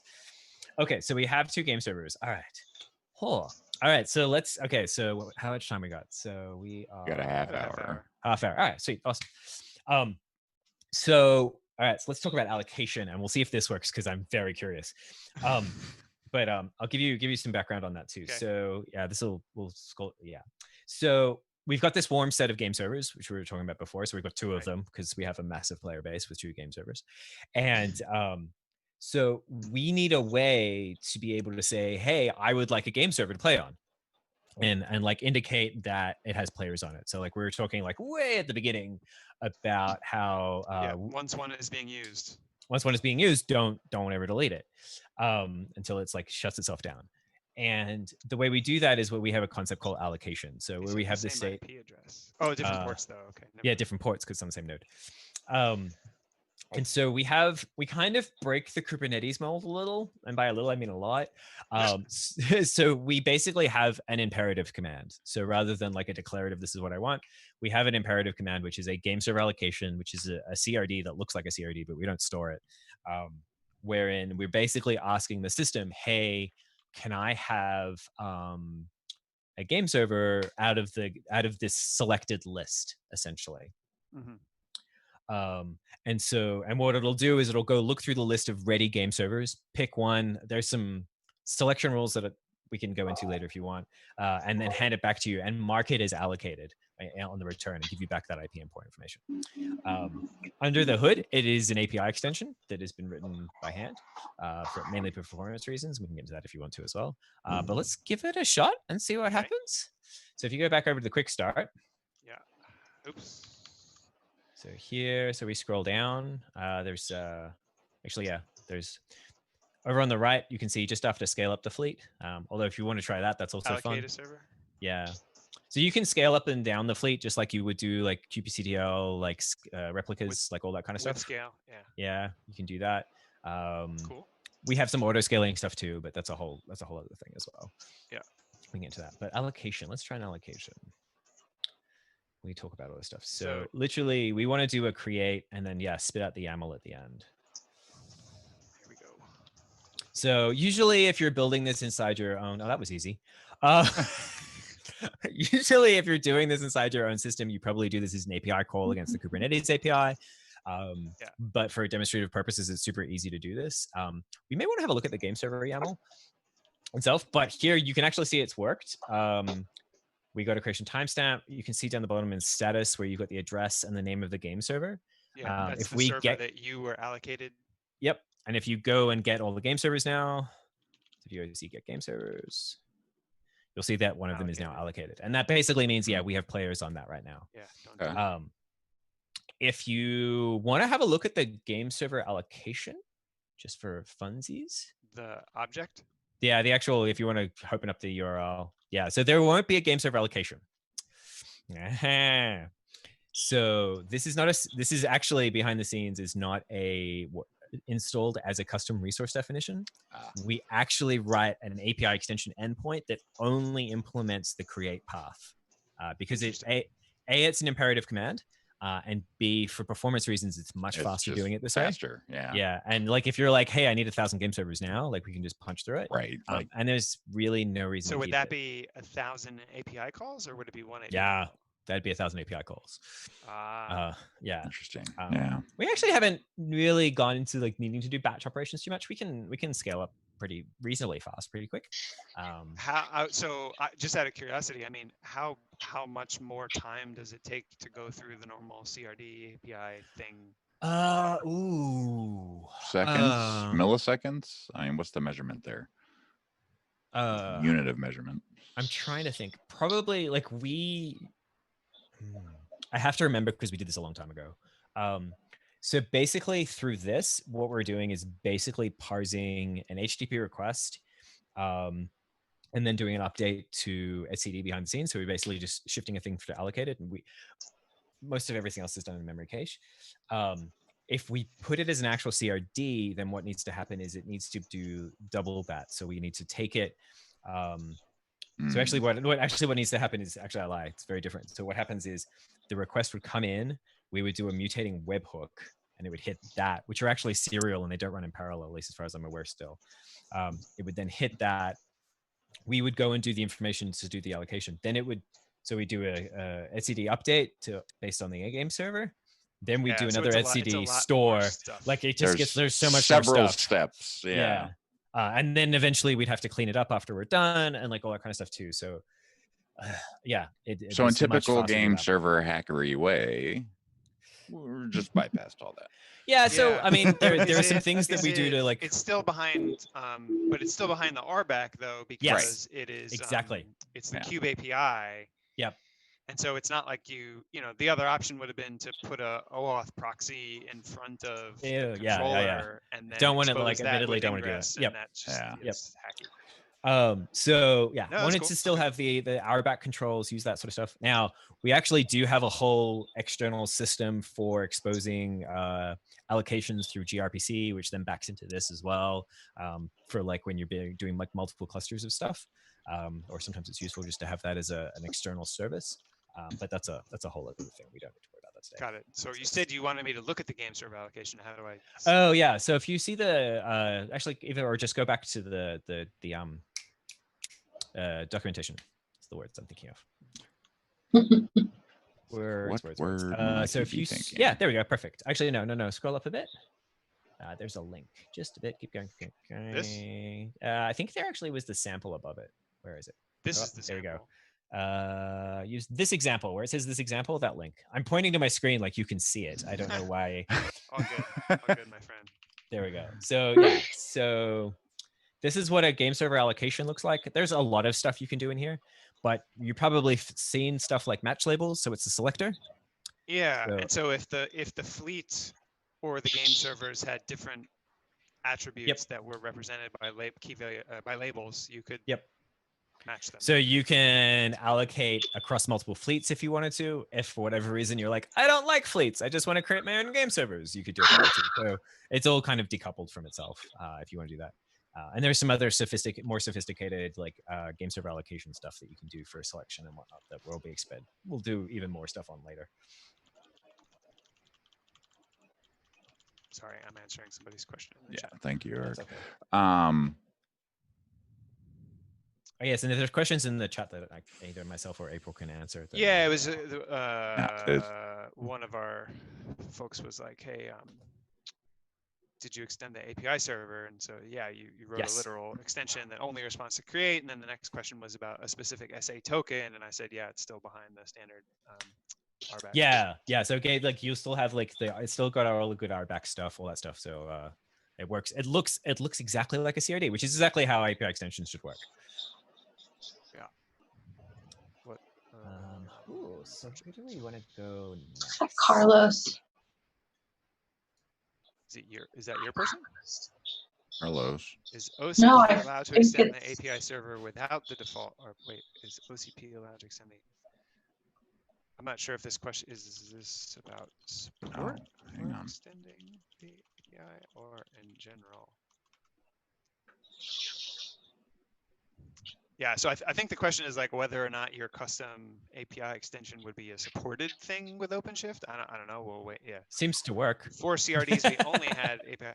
Well, and so that's the interesting thing with a lot of Red Hat stuff is like there are many levers. Not all of them are exposed in a documented way, and in general, yes, while we ship it, we support it, but we support it in the documented context. Yes. And so if you're pulling levers that we didn't write anything about, and something breaks, we may just let you keep the pieces. Yeah. Got it. So my guess is that this one's possibly supported the custom API extension. I don't know, but we can find out. So I'm definitely down to spend cycles helping y'all get this running on 118. Fix everything? OpenShift 4. Not fix everything, but like fix what I can, right? Because I'm a total, ham-fisted clown for the most part. So I mean, I will break all the things. Totally, I'm happy to break things all day long. I don't know how much fixing I'm going to be good at, but anyway. But one of the things is the OpenShift model, where you were saying you target kind of majority cube n-1. Yeah. We pretty much are constantly trying to rebase to latest, and so 4.5 just rolled with 118. 119 is soon, and so our 4.6, which comes in the fall, will probably be 119. There's some upstream consideration about waiting a while for 120 because it's been very hectic. And so there's some chatter about like, we're not ready, we need time, which I get. I mean, it's crazy. So I'd be curious. And then our model is kind of, we will support N-2 OpenShift releases. So 4.5 interesting. is out, which means that 4.3 is the latest supported, the oldest supported version. And we'll Right. continue to backport fixes and stuff into 4.3. So what's 4.3 again? I think it was 115, 16, yeah. 16, Yeah, I thought. Okay. We should actually move to 16. Like, no, it won't be this We latest have 'cause an just didn't get to issue. it. We do. We have an We've open started doing some issue, of the but work.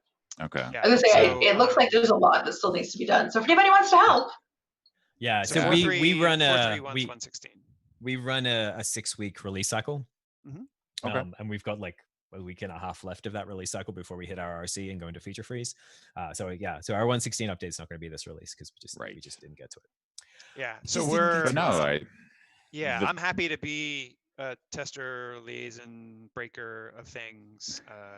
Provide Yeah. you all access to OpenShift to let you test it and break it. But Nice. we'll circle up more about that after. Yeah. No, that's Yeah. pretry cool. What was I going to say? Okay, so we've got the allocation thing working. Allocation thing's so working. We were able to allocate, which is good. Yeah, let's try scaling. I mean, it should just work, but Scale. Oh, you mean like with the OC? Yeah, or scale the fleet. kubectl scale. yeah, or just OC. Yeah. So I need to scale the fleet object, right? Yep. Yeah. So set the replicas on the fleet. UDP replicas like 5, something like that. There we go. So now if we loop, sweet. There you go. That's simple. Oh, that was easy. Magic. Yeah. Not anything too complicated. Replicas 500, Eric. Go. I only have 3 nodes. It's a pretty small. I mean, so it's a simple UDP. It's pretty small. It's nothing. I'm sure it's pretty lightweight. Yeah. Yeah. So given that these all have the same IP, it leads me to believe that they're all on the same. They are. Yeah. So okay, this is another possibly interesting thing to go on. And deliberately so. So you'll actually so if you'll notice where actually you have it there. So when you did a get of the fleet, you'll see scheduling says packed. Yes, I see that right here. Yeah. So Is that like a different methodology for how to schedule the pods from the controller? Exactly. Yeah. And how we allocate and how we scale. So basically you have two sort of scenarios. One is, okay, say you're running on the cloud, which is like, you want to be using the least amount of, like, you don't want to be using excess resources because there's no point paying for machines you're not using. Right. Yeah. So, when you spin up your game servers, like when you first start, you want them all to be on the same number of nodes. Because actually, let me actually, yeah. So, and let me flip that around because it actually makes, like, we often refer to this as the Swiss cheese problem. So if you end up in a situation where you have one game server on each node, but they're not doing anything else, you get that Swiss cheese problem. There's these big holes in your resources, but you can't get rid of the nodes because players are playing on them. Yeah. Oh, So, yeah, makes sense. yeah. You can't maintenance them, can't do anything to them. Can't do anything. And there are games who will actually kick you off games and just be like, listen, like, we need to resume Yeah, this. So, servers like, going go down. away. Yep. Servers going Bye. down, and people have Yeah. seen that. And so we do a bunch of work for Pact, wherein, like, we do some port, not port, what am I talking about? Some node affinity type stuff on the pods to bring them together. When we allocate, we look at what nodes have the most number of allocations on them, and so that we allocate from the same number of nodes. Also, Yeah, when so we you're doing almost like the opposite of Kubernetes service spreading on the scheduler, Yes. which is what you call packing, which is like Yeah. shove everything onto as few servers as possible to allow the cluster to behave to be better. able to shrink down, exactly, and not have that excess usage which you end up paying money for. We also do stuff when you scale down fleets, because we have control over when fleets get scaled. We can look at nodes and say, oh, there's the least number of ready game servers here, so we can get rid of those ones first, and Which leave would behind allow us empty to get rid nodes. of the node, yeah. Yeah, so we could do that stuff. On the flip side, we have what we call distributed, which is like very much what you would call as well. So if you're on-prem, you have like 5 machines you've bought, you've leased those for a year, like, or whatever, right? Like, you might as well distribute your load over that, because then you generate a redundancy because those machines aren't going anywhere. So we have those two modes within the system to be able to sort of give sort of an algorithmic flow that's most, like, optimized for either of those kinds of scenarios as well.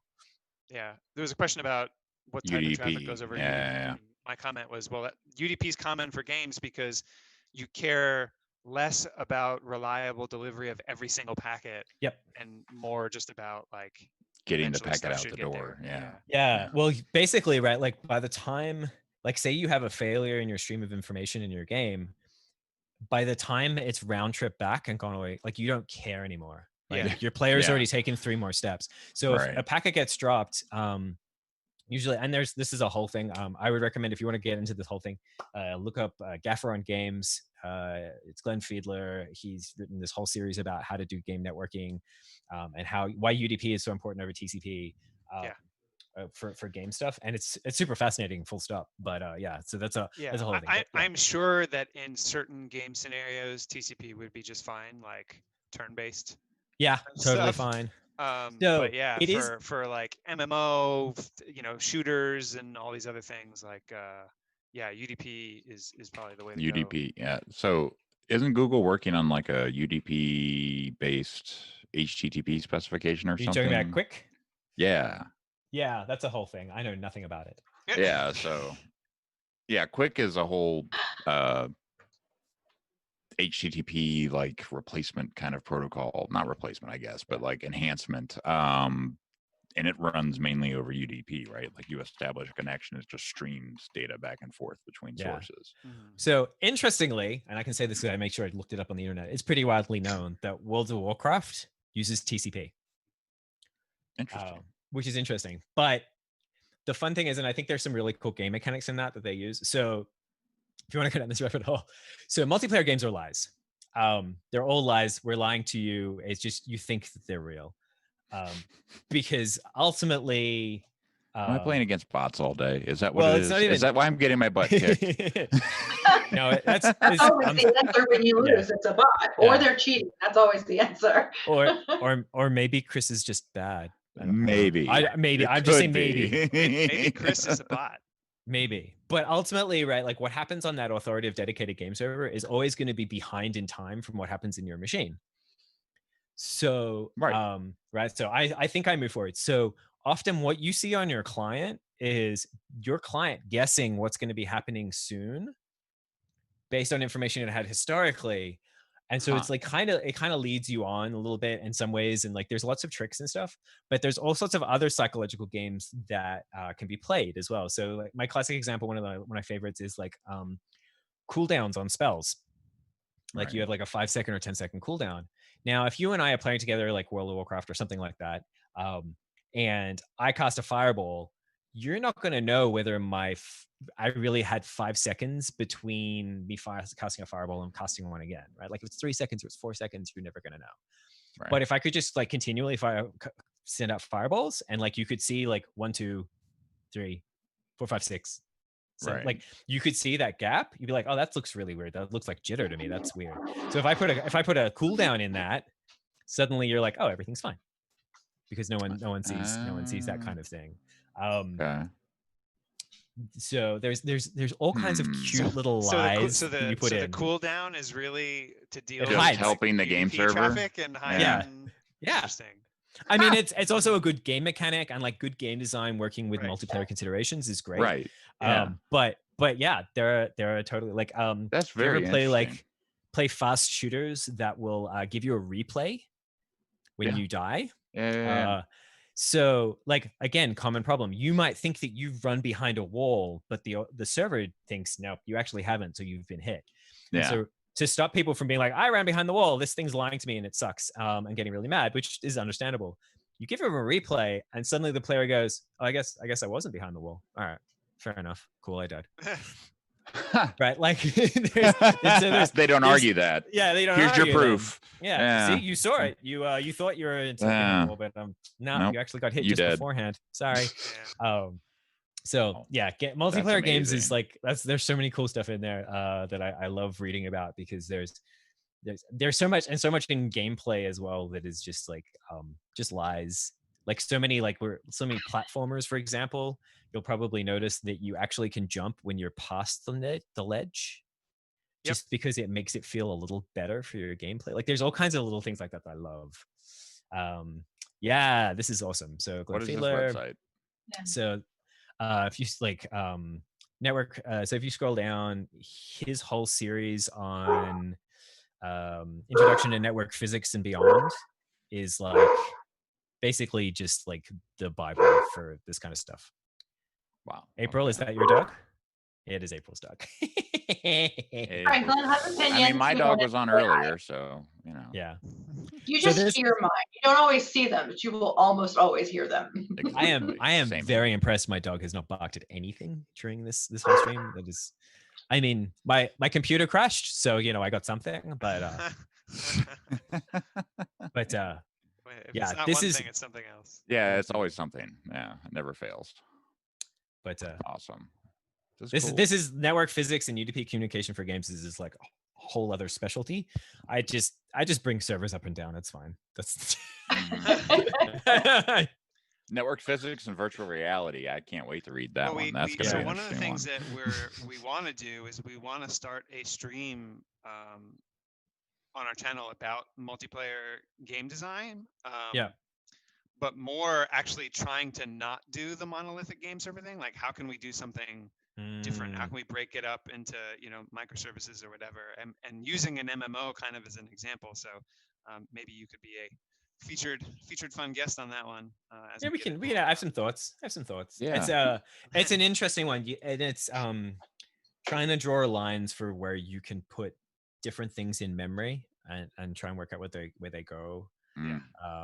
Or different Physics services. And of there's it all, definitely a yeah. bunch of services that traditionally have been part of game servers that I don't think necessarily have to. So I've definitely seen it where like game lobbies, for example, which is like where you hang out, where you're waiting to meet like other players or being match made, that kind of stuff. Traditionally, that's always kind of like I've seen that in a lot of places where that's set inside the game server. Now that could just be, you know, a TCP WebSocket That could be gRPC anything. type thing, Yeah, that right? could- It could be yeah. anything. You could run that with a Redis backend and like some web servers in front, right? Like, so there are Mhm. definite things you can pull out to start to pull some of that apart. You know, like you run your chat services somewhere else and like all that kind of other stuff. So there's things you can pull out. But yeah, it gets interesting and complicated. I can send you some other videos about some of that, some more Yeah. sophisticated stuff some other people are doing, which is pretty neat. So from If we a could get it working recap on OpenShift, that'd be perspective, more we fun. got what? If we could get it working on OpenShift, that'd be even more fun. Yeah. So we got Agones installed. We were Yeah. able to deploy a game server. We were able to deploy a fleet. We were able to scale a fleet. We were able Yep. to allocate a server. I mean, we got most of the functional We stuff. yeah, going. I mean Yeah. we did like the getting started stuff. Yeah. That was not as painful as it could have been. Yeah. Right. Yeah. So the only weird stuff is the finalizers, which Yeah, we'll probably want to figure out. Yeah. You know, I can spin 4.3 all day long to play with that. I'm for actually 1.16. some of it. I'm also quite curious about whether it's a Kubernetes version difference or if it's an OpenShift difference. an and I don't OpenShift know. security tightening Yeah. Thing. Yeah. But I mean, I can't see if we add those finalizers in the right place, it being a problem for other Kubernetes providers. So it could be something that we can just like put in there. Like, I Yeah. don't see that as being Yeah. an issue. And as it's long the as- kind of thing where we can work with our auth people to Yeah. figure Yeah. out like, hey, this is the error I'm getting. Yeah. Yeah. Why? We What- chucked these things in how? and it was fine, but why does it work? Well, kind of. Or more like, you I know, mean- this error doesn't appear on other Kubernetes. Why Yeah. do we get this error Right. on OpenShift? Yeah, like that. That's the better approach to that. Not what the fuck is this?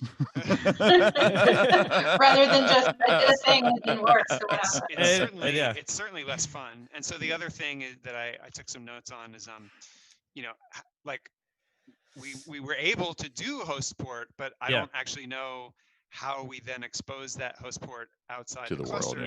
yeah. Is there a way you can do public IPs with OpenShift per node? There probably is. I just don't know what it is. My Okay. my Yeah, I guess don't either. is that I have to create like a service. A service that has a that has a public IP? route. No, No? So you can have public IPs. I just don't know how to ask OpenShift to make one for me. Oh. I think there's a way to do it with a service. Yeah. But I'll have to ping some of the networky folks. So Okay. I'll figure it out. All right. Fun. I believe in you. I believe in you too. Awesome. Clearly, I was able to hack my way through a few things. Yes, very much At so. least one or two. 1 or 20. Yeah. So Yeah, good on having that 4 cluster though. Whew, yeah. like, Well, yeah. Well done. Speak Is- softly now I'm actually and very carry curious. a spare cluster. Yeah. Is the other cluster up by now? Probably not. I'll have to check my email in a different window. So hang on. Depends which region Doesn't you matter. ordered it in. Red Hat Mail. Yeah. If not, it's Revision fine. I was just request more has curious. completed. There you go. Okay, cool. Okay. So We could do it we all would have over gotten again. somewhere. We would not have gotten Well, done. you know what? We're gonna do it over again, and here's why. Because I want to see if the finalizer thing works or not. I mean, you have We've 10 got minutes. 10 Hot minutes. box yourself. Here we go. It's like We're speed logging gaming. in. Speed game dev. Hit yes first. You There should you be go. able to recreate like the commands. Probably. Yeah. You have access to 54 projects. Yeah. So OpenShift 4. It comes with a lot of stuff baked in, like Right, logging, right, right. And so monitoring, we the whole use 9 yards. operators to Yeah. do everything in OpenShift. So even networking is managed by an operator. Right. So Mhm. we have an SDN pod. All the CA and internal certificate-y stuff. There's an operator for that. Yeah. Registries, the whole 9 The yards. the Yeah. API server runs and is controlled by an operator in terms of managing its configuration and so on and so forth. So that's why there are so many of those things. Yeah. So the first thing was to do the Which is- Helm install. Oh yeah. I was gonna say just create a fleet, but then I was like, oh yeah, whoops. Starting over. Yeah, right. Oh, you need to create the namespaces. Create the namespace and then do the Helm.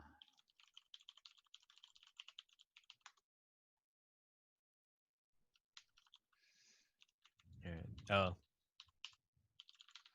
think Agones. Oops, no. that- This is going to be Agones system. My release. Agones. Reuse values. Set game server. you want to get rid of reuse values. You don't need the reuse values. Yeah, we're grabbing the wrong thing. I think that looks right though. That looks right. I think that looks right. It hasn't That's blown up right. yet. Yeah, Well, so usually It hasn't detonated, so because this time we use the PS4 namespace rather than the Twitch one, but whatever.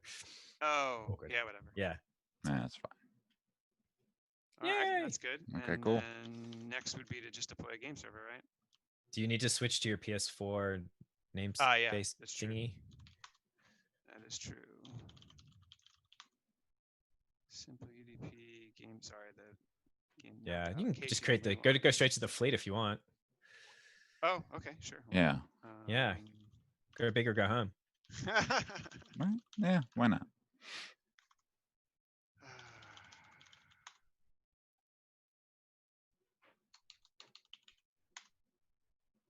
I feel like you need a little bash terminal prompt. You need to have your project in your prompt. I think that'd make your life easy. So there is one of those for that. Yeah. Okay.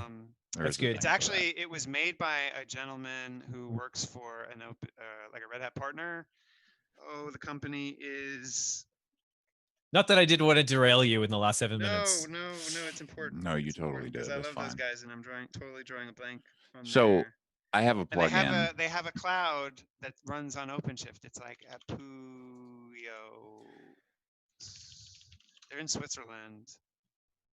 Anyways, I have a yeah, ZHS there we go. plugin Puyo, which is run that- by oh gosh, why am I drawing such a blank on these guys? I have their espresso cups, like that's what I use for my coffee every single day, and I'm drawing no. Maybe a you need total blank more on them. coffee, and then you'll Yeah, you remember. need more coffee. Yeah. But anyway, so they wrote a kubeconfig bash prompt thing. Right. I can't find it. Okay. Oh, is this it? No, it's not them. No. Anyway, whatever. I used it for a minute, but anyway. All right, back to what we were doing. So you get fleet packed. Yeah, same problem. Oh, yeah.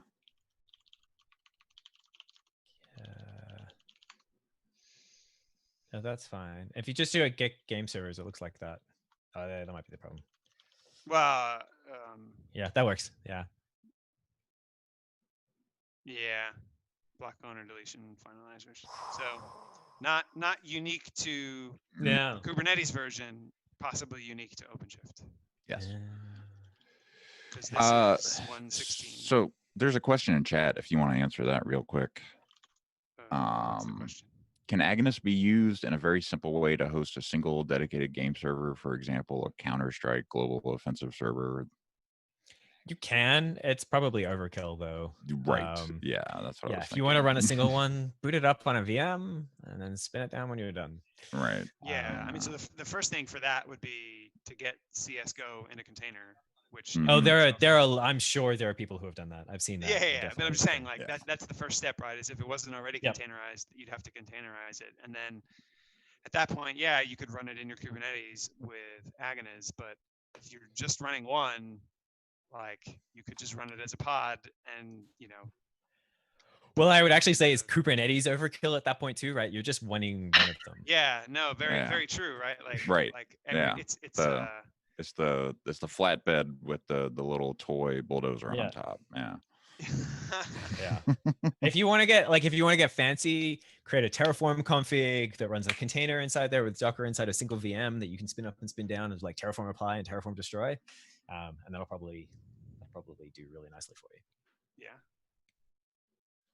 Cool. Awesome. Cool. Well, that was All fun. right.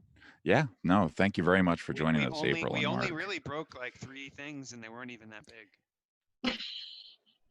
And working on unsupported Kubernetes versions that we've not Yeah. tested on before. So Other than that, Yeah. Pretty impressive. I'm That was pretty good. impressed. So Yeah, this is, no. but this is how these streams always go, right? It's like, okay, like you see that thing over there that sort of looks like a pile of spare parts. That's actually an airplane.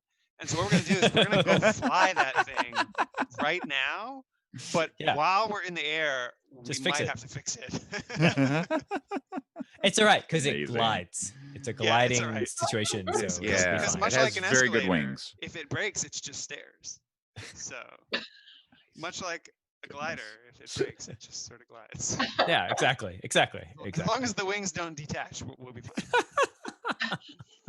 Oh, awesome. Well, thank you so much for your time. This is totally fun. Yeah, Our this pleasure. was a really good time. Yeah. Yes. And Thank like you, I said, Mark. we'd love to Thanks for having us. Thank you, April. helping y'all, working with y'all to get this to work more routinely.